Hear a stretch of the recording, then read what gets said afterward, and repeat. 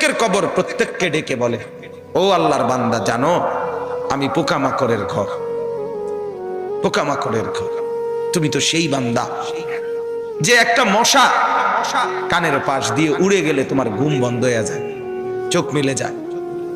একটা মশার গুনগুন আওয়াজ সহ্য করতে পারো না। একবার কয়েল, একবার অ্যারোসোল, একবার মশারি, এরপরও তুমি চাও যে একটা মশাও যেন আমার কানের কাছে গুনগুন না করে।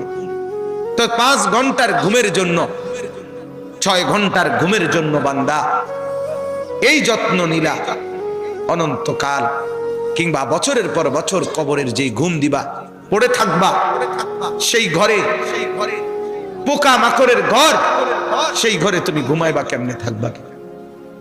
আমার বাপ, আমি থাকবো কিভাবে, আমি থাকবো কিভাবে বলে?